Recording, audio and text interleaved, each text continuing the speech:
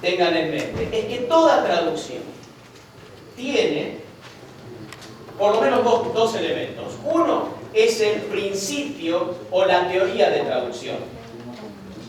Uno puede traducir pensando en una equivalencia formal, es decir, algo más literal, o uno puede traducir con otro estilo con otra teoría de traducción, que no sé si Marlon les va a hablar después en cuanto a la lingüística y traducción, que es traducir más el sentido.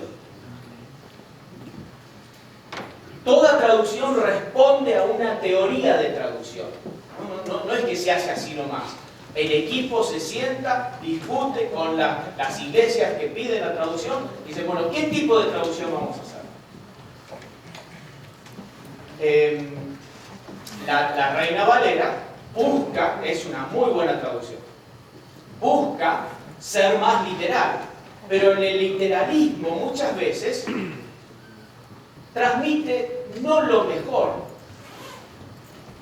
Uno de los ejemplos que podemos dar, ustedes que ya manejan el inglés, ¿cómo se dice en inglés que está lloviendo muchísimo? It's pouring, pero ¿cómo? It's raining cats and dogs. Llueven perros y gatos. Ahora, si yo hago una traducción, si en el texto bíblico dice que estaban cruzando el Mar Rojo y se desató una tormenta y está lloviendo cats and dogs, y lo traduzco al castellano como está lloviendo perros y gatos, una traducción literal, ¿qué le dice al oyente que no sabe inglés? Que está loco. Cambiaron las codornices o cambiaron. ¿Se acuerdan? Yo escuché ese cuento de este evento, de este relato verídico. Un misionero estaba en la India predicando y entusiasmado habló de una tormenta que se desató no sé dónde y dijo que estaba raining cats and dogs. Y el traductor indio, que no entendía la frase idiomática, dijo tal cual y se largó a llover perros y gatos en el idioma, en el dialecto de ese lugar, y la gente dijo, este está loco. Y empezaron a mirar para arriba. ¿De dónde llueve? Pero nosotros decimos también, llueve a cántaros. Si hacemos una traducción literal al inglés, it's raining jugs, o no sé. ¿Qué te va a decir? ¿Qué es eso? Entonces, eso para establecer que hay diferentes teorías de traducción y que en ciertos casos, o en muchos casos, queremos también decirles que una traducción literal no es la mejor, porque vamos a engañar. Por ejemplo, otro ejemplo, antes de entrar en la traducción. Para ustedes, en un edificio de varios pisos, el piso de abajo, donde uno entra directamente de la calle, ¿qué número es? Primer piso, ¿no es cierto? Aquí es así, no sé si en Colombia. Bueno, para la Argentina, primer piso es el de arriba, porque el piso que está a ras de la tierra es planta baja. Entonces, si en un texto argentino, Borges, por ejemplo, en una novela habla de que entró al primer piso y se hace una traducción al inglés y dice, he entered into the first floor, está engañado. Está mal traduciendo. Porque la imagen que le va a producir a uno es que está entrando hacia abajo, mientras que para Borges, en su idioma original, está entrando a lo que sería para ustedes el segundo piso. Entonces ahí una traducción literal realmente está desviando, está distorsionando el mensaje original. Entonces eso pasa varias veces con el texto bíblico. Porque la traducción literal puede estar bien palabra por palabra, pero lo que entiende el lector va a ser algo muy diferente a lo que entendió el lector o el oyente original. Entonces nosotros en Sociedades Bíblicas Unidas adoptamos en lo posible tratar la teoría de traducción de sentido.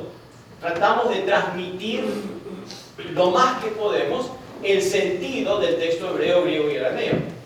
Si lo podemos hacer respetando cierta literalidad, lo hacemos. Pero si esa literalidad distorsiona o no suena bien en castellano, buscamos simplemente traducir el sentido. La traducción que les voy a presentar ahora, que se llama traducción en lenguaje actual, es una traducción que tiene ese principio de traducción, que es traducir el sentido. Entonces, si ustedes van a tomar un versículo de esta versión y la van a comparar con un versículo de la Reina Valera, van a encontrar diferencias. Van a encontrar diferencias de vocabulario, porque hay un vocabulario mucho más contemporáneo. Van a encontrar diferencias de teoría de traducción. Y también la otra diferencia, que es otro tema de cualquier versión, es a quién va dirigida. Cada traducción tiene un público en mente. Esta traducción que les voy a presentar tiene como público principal los niños. No es para, aunque muchos ya la están usando, para los adultos exclusivamente. Es más, el adulto la utiliza muchas veces porque la entiende más, pero recuerden que está enfocada a los niños. Entonces, obviamente algunas frases pueden ser chocantes, pero recuerden que está enfocada para que lo entienda un niño. Y en la presentación les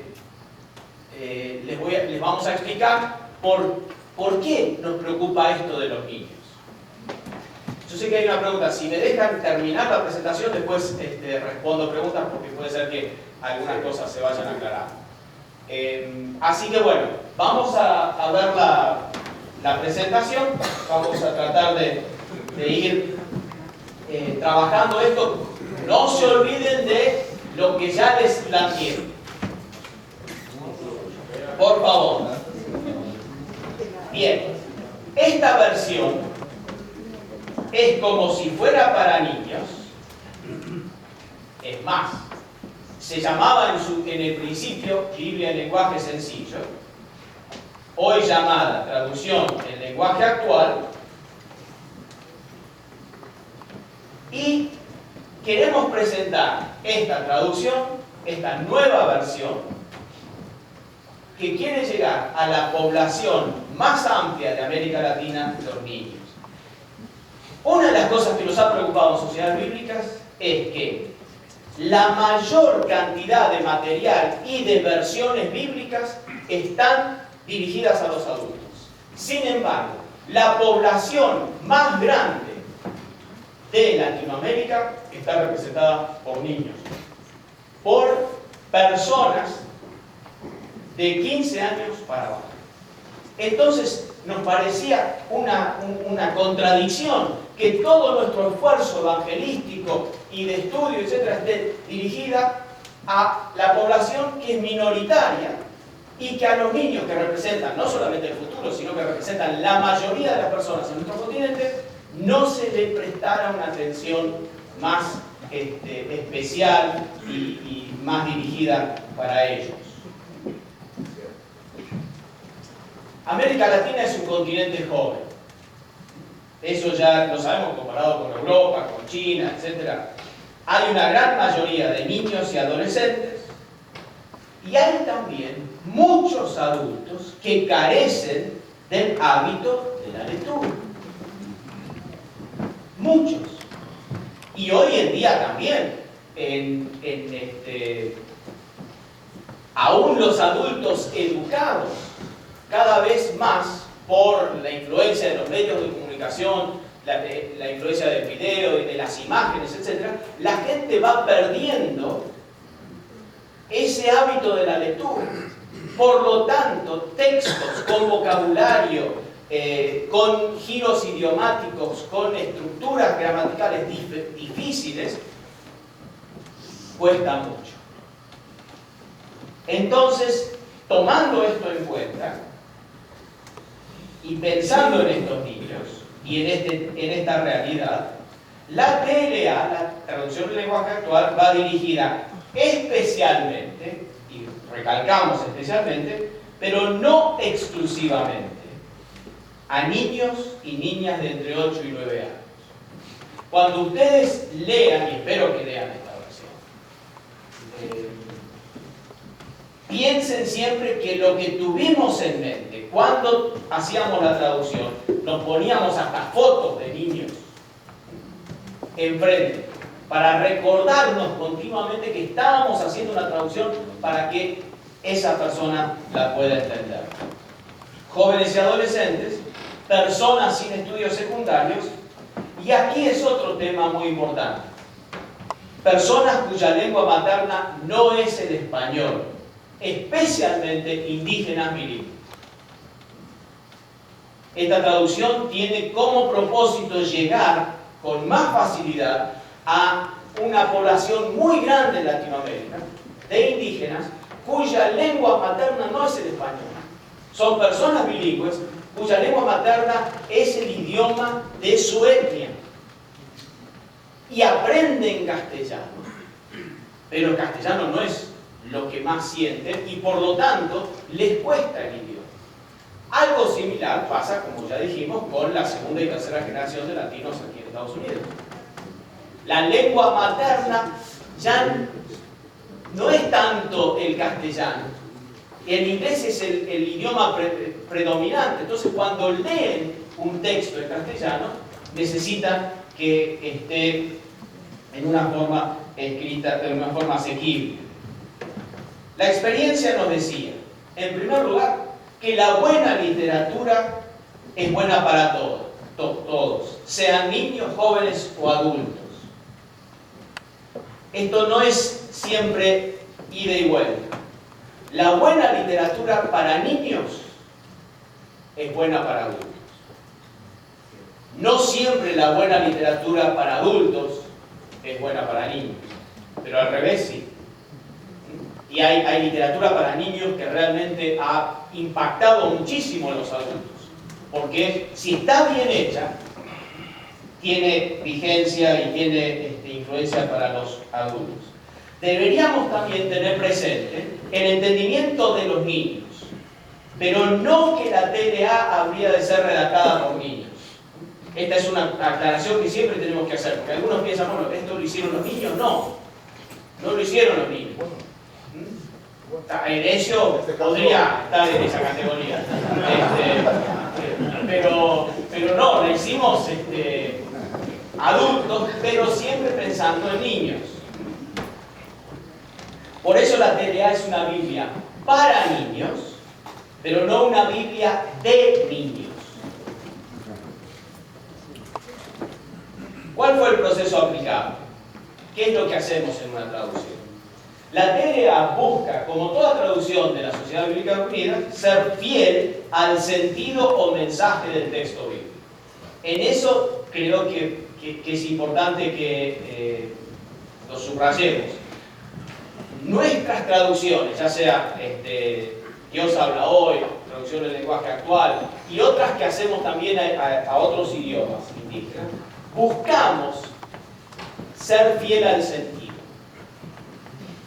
No buscamos ser fiel a la estructura gramatical del texto hebreo, griego o arameo. Les doy un ejemplo rápidamente. Todo idioma tiene una estructura gramatical donde el sujeto, el verbo y el objeto va en determinado orden. Generalmente en castellano, el orden es primero sujeto, luego verbo y luego objeto. Juan pateó la pelota. Juan sujeto, pateó el verbo, predicado, la pelota, objeto. En hebreo no es así. En hebreo el 99% de las oraciones comienzan con el verbo. Y es por eso que ustedes en Reina Valera siempre van a leer vino, palabra de Dios a Jeremías, por ejemplo. Porque se empieza con el verbo. Ahora nosotros en buen castellano no lo diríamos así. Se puede, pero no es lo más natural. Lo más natural sería que la palabra de Dios llegó a Juan o Dios le habló a Juan. ¿Qué es lo que quiere decir en hebreo? Pero ustedes van a encontrar en Reina Valera siempre vino, palabra de Dios. En el principio creó, verbo primero. Creó sujeto segundo, Dios. Objetos, los compuestos, los cielos y la tierra. Así no hablamos. Ni así es como se escribe literariamente en castellano. Nosotros entonces, en las Sociedades Bíblicas Unidas, lo que tratamos es de respetar el idioma receptor, en este caso el castellano, y expresarlo como lo entendería un hispanoparlante, y tratar de hacer que no suene como traducción, sino que suene como el castellano, como una obra escrita desde el principio en castellano. Entonces buscamos ser fieles al sentido del texto, al mensaje, no tanto a la estructura gramatical de los idiomas fuentes, es decir, griego, arameo y hebreo. Se han seguido los criterios de traducción de Sociedades Bíblicas, que es este: el mensaje en español es equivalente al mensaje de los textos bíblicos en sus idiomas originales. Fíjense, dice idiomas originales, no dice manuscritos originales. No existen, no sé, sí, no los tenemos. No conocemos ningún manuscrito original. Yo de eso les hablé el año pasado, lo que escribieron el año pasado. No tenemos en nuestras manos manuscritos originales, creo que nunca los vamos a tener, pero no lo puedo afirmar. Pero la realidad es que hoy no los tenemos, y hace 2000 años que no los tenemos. Pero sí tenemos los idiomas originales. Y lo que tratamos de ser es fiel al mensaje del idioma original. En el caso de hebreo, con toda la carga de la cultura hebrea. En el caso del griego, con toda la carga de la cultura greco-romana, como nos explicaba Marlon ayer. Y entendiendo ese idioma en su contexto.